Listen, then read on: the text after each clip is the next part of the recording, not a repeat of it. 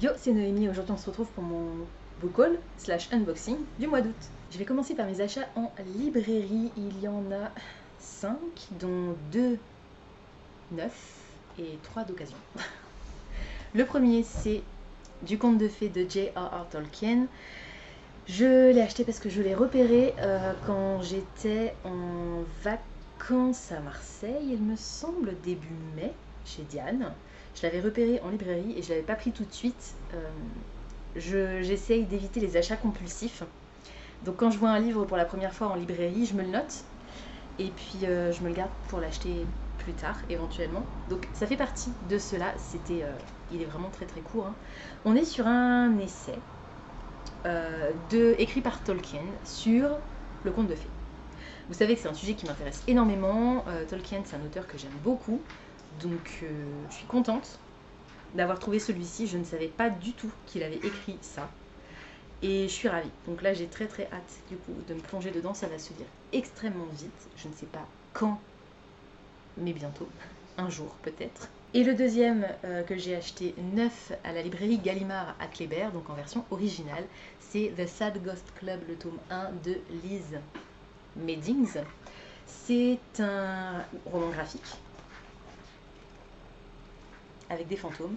Et on va parler d'anxiété, de stress, de dépression, etc.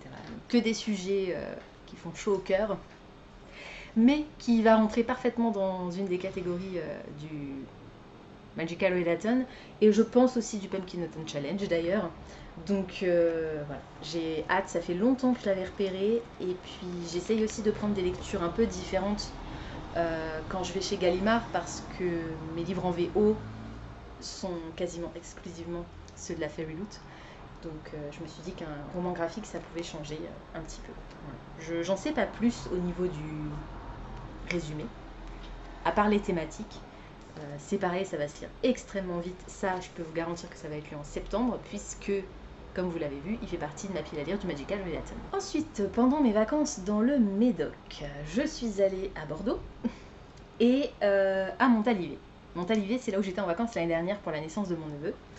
Et cette année, on était pas très loin pour son baptême et son anniversaire. Quel choupinou celui-là. Et du coup, j'en ai profité pour retourner dans la bouquinerie que j'avais repérée à Montalivet. Et en fait, à Bordeaux, il y a c'est la même enseigne, mais un peu plus grande peut-être. Oui, quand même un peu plus grande, je dirais, parce qu'elle est sur 2 niveaux. Donc, à Bordeaux, j'en ai trouvé 2. J'ai trouvé un Hercule Poirot, je crois que c'est le tome 26, Le flux et le reflux, d'Agatha Christie. Je n'achète jamais mes poches en occasion s'il coûte plus de 5 euros, et celui-là était à 4,45, donc pile poil bien. Et vous savez que j'essaie de les collectionner parce que j'ai envie de tous les avoir et de tous les lire. Je n'en suis qu'au tome 3, je dois lire le tome 3, mais au moins celui-là je l'ai. J'en ai d'autres hein, dans la série qui sont pas à la suite, mais quand je peux, j'essaye de les acheter, et ça m'embête un peu parce qu'ils les rééditent régulièrement. Du coup, le tome 1 que j'ai n'est pas du tout dans cette collection-là, dans cette édition-là, je veux dire. Peut-être que je le rachèterai pour coller avec les autres, mais c'est pas une priorité. Pour l'instant, j'essaie de tous les avoir de préférence dans cette édition-là. C'est déjà suffisamment casse-tête. Dans ce tome 26, alors ça, pas trop. Chaque enquête est très différente, donc ça n'a pas tellement d'importance, mais j'aime quand même bien les lire. Oh non, ça m'a enlevé le foil. Enfin, le foil, le brillant sur la couverture. Le sticker a arraché le brillant sur la couverture.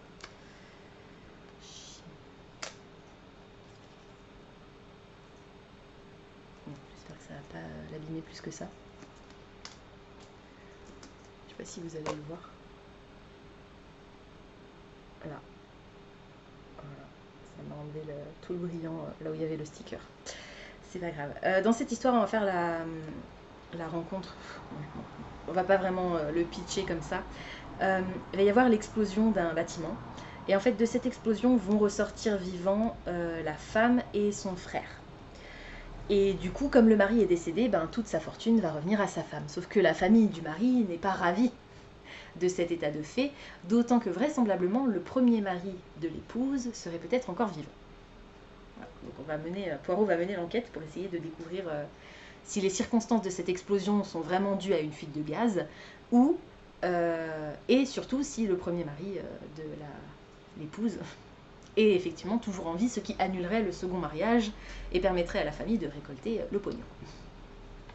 Voilà, donc ça a l'air trop bien, enfin ça a l'air trop bien, je sais que c'est trop bien, je les connais déjà toutes par cœur, les histoires d'Hercule Poirot, puisque je suis une fan inconditionnelle de la série, ça ne m'empêche pas de vouloir tous les lire.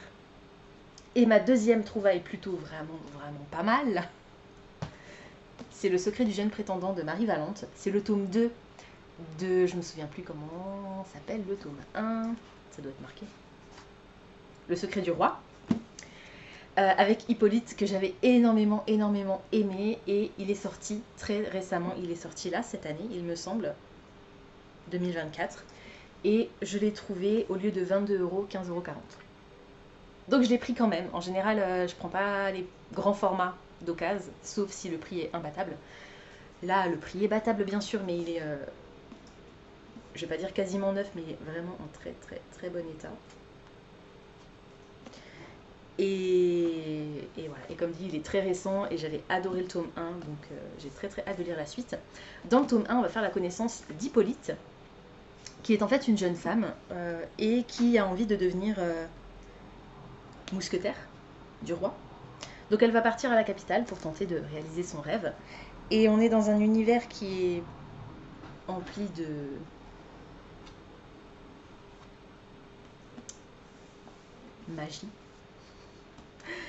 magie sur fond de faits historiques avérés. Donc un peu à la Jean Laurent del Socorro. Et j'avais vraiment beaucoup aimé le premier tome, donc j'ai très hâte de lire la suite.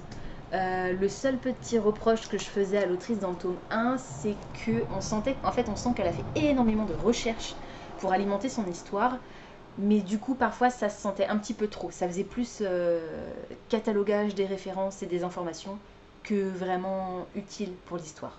Mais c'était vraiment un tout petit reproche et ça m'a pas gêné plus que ça dans l'histoire, c'était juste pour avoir un truc à dire je pense. Bref, j'avais adoré, donc très hâte de découvrir la suite. En plus il y a un chat sur la couverture, j'adore.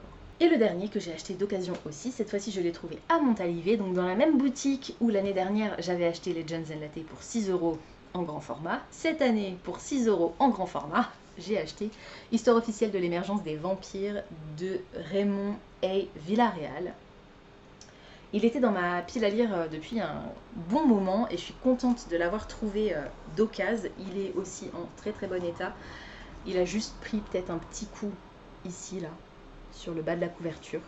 Mais sinon, il est nickel. Un peu taché, on va dire, en bas, mais il est nickel. Et donc, 6 €. Donc ça valait le coup. Alors, on va être sur un... C'est de la fiction, mais écrite comme un documentaire sur comment les vampires ont débarqué dans nos vies. À la frontière entre l'Arizona et le Mexique, le corps sans vie d'une jeune femme est découvert. Emmené à la morgue la plus proche, il disparaît rapidement dans des circonstances mystérieuses. Bientôt, d'autres corps s'alignent sur les tables de la morgue de Nogales avant de s'évanouir dans la nature. Tous semblent avoir été vidés de leur sang et portent une marque de morsure dans le cou. Et si cette maladie apparaît d'abord aux États-Unis, c'est bientôt le monde entier qui se trouve submergé par une pandémie. Les gouvernements, les chercheurs, les législateurs, les religieux, tous tentent de faire face, mais n'est-il pas déjà trop tard? On va parler de vampires, évidemment. J'ai trop hâte. Ça va être trop bien. Je pense que c'est le genre de lecture qu'il faut que je lise là pour le Pumpkin Autumn Challenge. Alors j'ai déjà préparé ma pile à lire et il n'est pas dedans, mais ça collerait tellement. Je pense, on a quand même un fond de fiction type roman à l'intérieur, mais entrecoupé par des articles.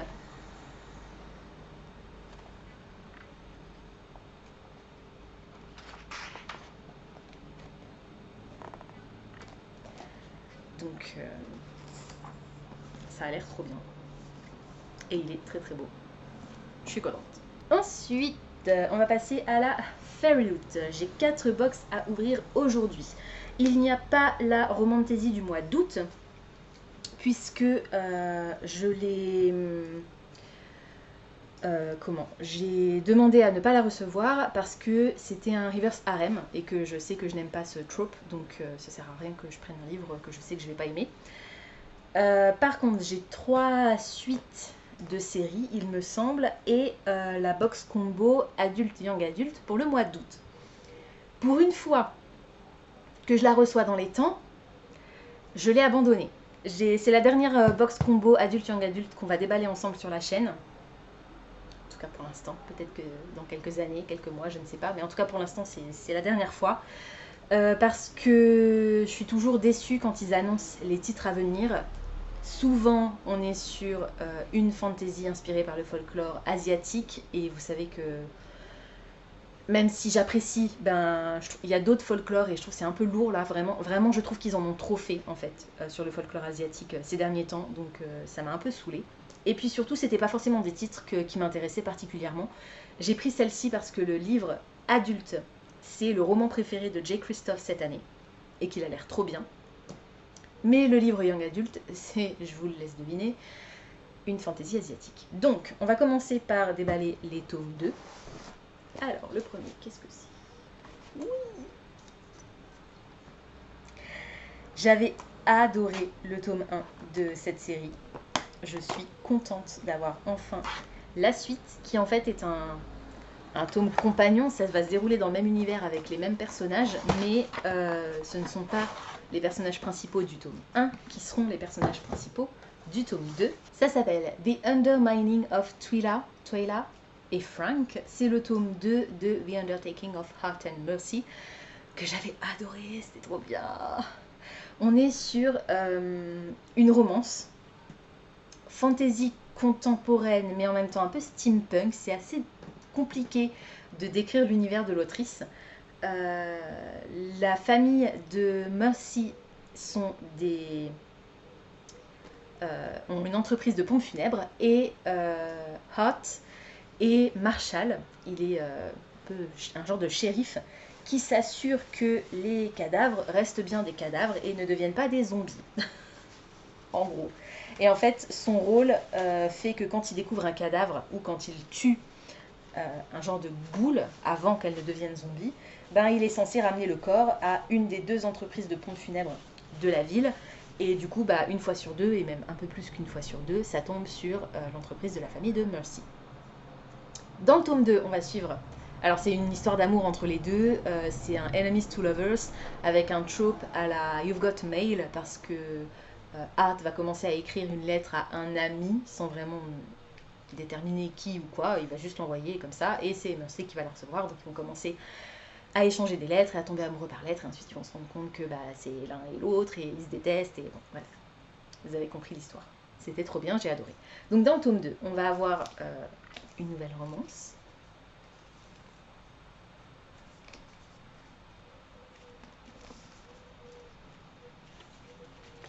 J'adore parce qu'ils ont vraiment gardé le même style d'illustration pour l'intérieur. C'est très cool. Et les couleurs sont toujours hyper flashy. Alors cette fois-ci, on est plus sur un roman inspiré par Quand Harry rencontre Sally, que je n'ai jamais vu. Et pourtant, c'est une comédie romantique classique. Avec des dragons. Wow. Regardez ce petit dragon, il est trop mignon. Et puis j'ai l'impression que les personnages principaux sont plus âgés. Ça peut être très très cool.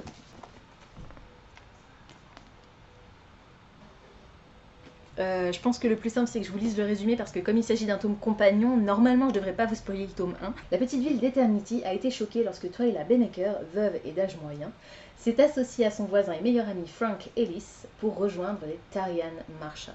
Heureusement, patrouiller dans la nature sauvage magique de Tanrian est un travail généralement sans incident de nos jours, mais lorsqu'une empreinte de pas de la taille d'un dragon est découverte près du corps d'un Marshall mort, le travail devient soudainement beaucoup plus intéressant. Quill, un beau dracologue, est appelé de l'université pour les aider à enquêter, et pour la première fois depuis la mort de son mari, Twyla se retrouve au centre de l'attirance plutôt flatteuse d'un homme d'âge respectable, quelque chose qui semble déranger son meilleur ami de longue date, Frank. Est-ce qu'on va être sur un triangle amoureux? Non, pas triangle amoureux, s'il vous plaît. Après, c'est Twyla et Frank, le titre, donc... Sauf s'ils réussissent à trouver chacun l'amour de leur côté, je pense que... Le mystère est quasiment déjà résolu. Alors que l'enquête de Twyla et Frank se complique, leur amitié se renforce et Twyla commence à réaliser que sa véritable âme sœur pourrait bien être la personne qui a toujours vécu à côté d'elle. Donc, on va avoir un potentiel triangle amoureux.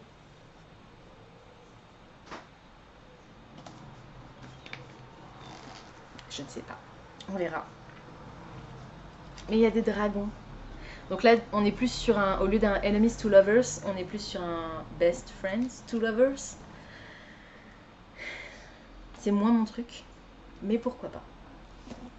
On verra. J'avais beaucoup aimé le tome 1, donc j'espère que j'aimerais autant le tome 2. Ensuite, c'est le nouveau Lexi Ryan, Beneath These Cursed Stars. Waouh, c'est dur à dire. Beneath These Cursed Stars. C'est un spin-off de This Hollow Vows. Non. This Twisted Bounds et This Hollow Vows. Si, je crois que c'est ça. C'est un spin-off avec un personnage principal qui était un personnage secondaire dans la duologie d'origine.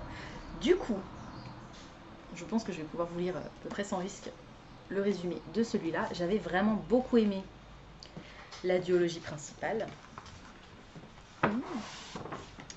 Avec des failles.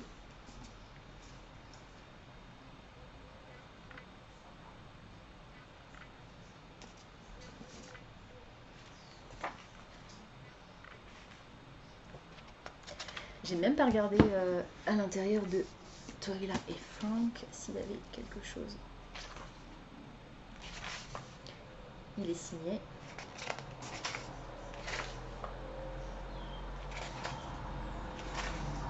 Une carte. Et les en-têtes de chapitre ont des petits dragons. Ou des fleurs. Ou des dragons. Ou des fleurs. C'est tout. Pour celui-ci, on a une Reverse Dust Jacket qui ressemble un peu plus à la couverture originale. Je trouve que sa robe, là, ressemble énormément à celle d'Hermione dans le 4e film, puisque dans le livre, elle est censée être bleue et pas rose ou violette. Et donc celui-ci, il est signé. On a une carte. Et c'est tout. La princesse Jazzaline cherche à se venger. Armée d'un anneau enchanté conférant le baiser de la mort, elle s'est faufilée la nuit pour assassiner ses ennemis. Felicity a besoin d'un miracle. Destinée à tuer son père, elle utilise sa capacité à changer de forme pour échapper à une prophétie fatale. Mais lorsque des rumeurs commencent à circuler selon lesquelles le roi maléfique Mordeus est toujours en vie, Jazzaline fait équipe avec le beau Kendrick, un rebelle autrefois emprisonné à ses côtés.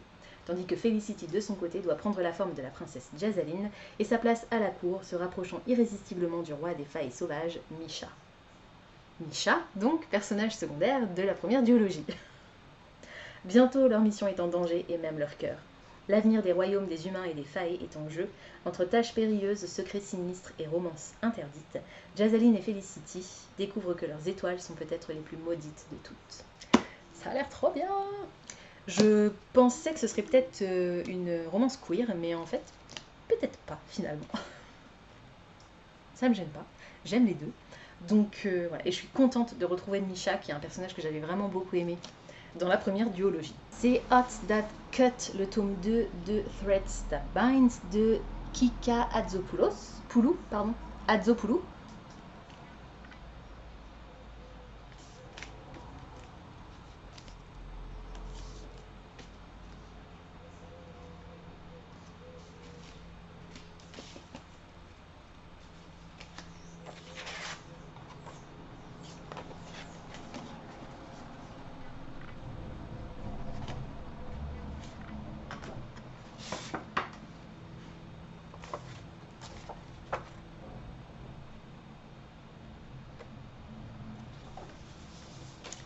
La jaquette, elle fait presque papier, carton. Elle fait un peu moins plastique ou velours que les autres. C'est original.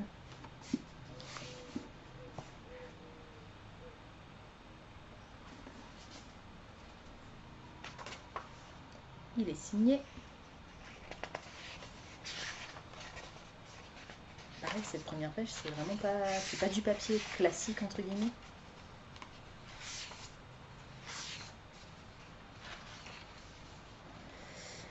Et c'est tout, rien de plus à l'intérieur. Du coup, je vais pas vous lire le résumé du tome 2. Parce que là, pour le coup, c'est une suite. Par contre, je vais vous lire le résumé du tome 1. Dans la ville d'Alante, les descendants des dieux grecs vivent aux côtés des mortels. Aio est née Moira. Elle est issue des parcs. Elle peut voir les fils, des lignes argentées étincelantes reliant chaque personne. Lorsqu'une relation se noue, un nouveau fil apparaît. Lorsque le fil de vie d'une personne est coupé, il est temps pour elle de mourir. Aio utilise ses dons en tant qu'enquêtrice privée, essayant de joindre les deux bouts dans un monde qui traite les personnes nées autres, comme elle, avec suspicion et préjugés. Et puis elle est témoin d'un meurtre qui n'est pas ordinaire. Elle voit que le fil de la vie du meurtrier est coupé, il devrait être mort depuis longtemps. Plus compliqué encore, il y a un autre témoin, Edei, un membre de la violente mafia Rossi, qui règne sur Alante, je ne sais pas comment se prononce le nom de cette ville. Et ce qu'elle voit immédiatement, bien qu'Edei ne le puisse pas, c'est qu'il y a un fil de destin argenté brillant qui les relie. Ce garçon est son destin. Ayo et Edei sont réunis pour résoudre l'affaire, et alors que Ayo se débat avec les sombres secrets qui se cachent sous la surface d'Alante, elle doit décider si elle doit accepter son destin et céder aux sentiments qui grandissent entre elle et Edei, ou si elle doit couper le fil et le libérer. Inspirée du coup par la mythologie grecque, je pense que ça peut me plaire. Et du coup on termine avec la box adulte et young adulte. La box young adulte du mois d'août, la thématique c'était Reflected Realms, j'arrive jamais à dire ce mot, royaume qui se reflète, et Realms peut-être. Et le livre, c'est donc la fameuse fantaisie asiatique qui s'appelle The Girl with No Reflection. Il est magnifique. Il est très très beau.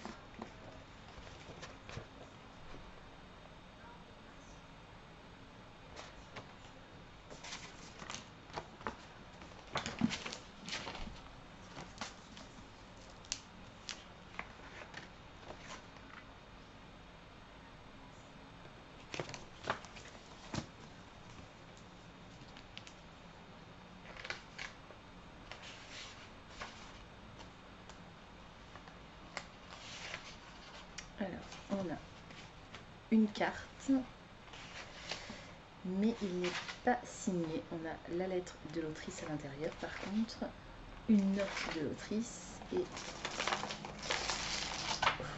rien de spécial au niveau des entêtes de chapitre. La page était un petit peu collée. Du coup, je vous lis le résumé. La princesse Ying Yue, autrefois, croyait en l'amour. Pourtant, lorsqu'elle est choisie pour épouser le prince, les rêves de Ying d'un mariage de conte de fées s'effondrent. Son futur mari est froid et indifférent, confinant Ying dans sa chambre pour des raisons qu'il ne veut pas expliquer. Et des rumeurs circulent à propos de 7 autres mariés qui ont mystérieusement disparu après leur propre mariage. Restée seule avec son reflet pour seule compagnie, Ying commence à voir des choses étranges dans son miroir. Et à la veille de son mariage, elle ouvre involontairement un portail et se retrouve entraînée dans un autre monde. Le royaume est rempli de reflets sensibles, dont l'énigmatique prince miroir. Il est gentil et compatissant contrairement à son homologue du monde réel, et Ying tombe rapidement amoureuse. Mais elle découvre bientôt que les deux mondes ont une histoire sanglante, et Ying a un rôle à jouer dans les deux. Et les épouses qui l'ont précédée, au moment où elles ont découvert leur rôle, il était déjà trop tard. Bon, j'avoue, ça a l'air trop bien. Ça a l'air trop bien. Je suis contente, je suis soulagée. Et du coup, le roman adulte, roman préféré de Mr. J. Christophe, depuis le début de l'année 2024 pour l'instant.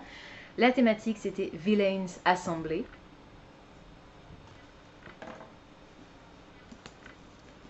Et le roman s'appelle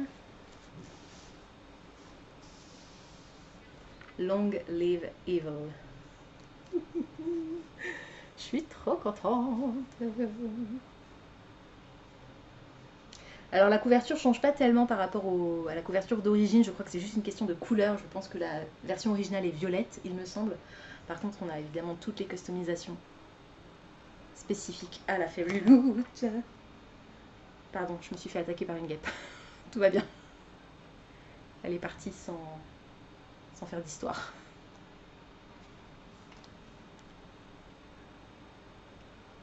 Longing for revenge.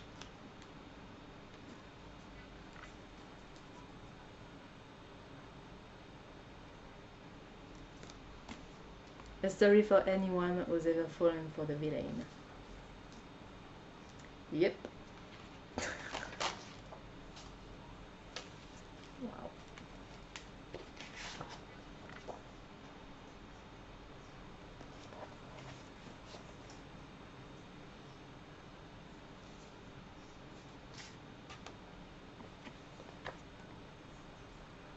Cette couve alternative est magnifique. Je me demande si je vais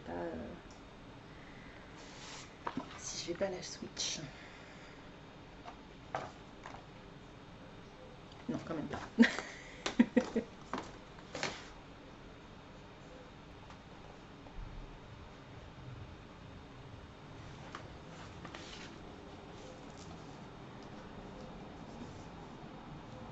Je vous ai même pas dit, c'est de Sarah Rhys Brennan. Et celui-là, je vous l'ai pas dit non plus, mais vous l'avez vu, c'est de Keshi Chao, The Girl with No Reflection. Alors, on a une lettre de l'autrice. On a une carte. Et on a des enluminures au niveau des chapitres. Et c'est tout. C'est parti pour le résumé. Une histoire pour tous ceux qui sont déjà tombés amoureux du méchant. Quand sa vie s'est effondrée, Rae avait encore des livres. En mourant, elle saisit une seconde chance de vivre, un pacte magique qui lui permet d'entrer dans le monde de sa série fantastique préférée. Elle se réveille dans un château au bord d'un gouffre infernal, dans un royaume au bord de la guerre. Il abrite des monstres dangereux, des courtisans comploteurs et son personnage de fiction préféré, l'empereur Once and Forever. Il est incroyablement séduisant comme seule la fiction peut l'être. Et dans ce monde fantastique, elle découvre qu'elle n'est pas l'héroïne, mais la méchante du conte de l'empereur. Qu'il en soit ainsi. Les méchants sont mieux habillés, avec de meilleures répliques, même s'ils sont condamnés à une fin malheureuse. Elle rassemble les méchants extrêmement disparates de l'histoire sous sa direction maléfique, complotant pour changer leur destin.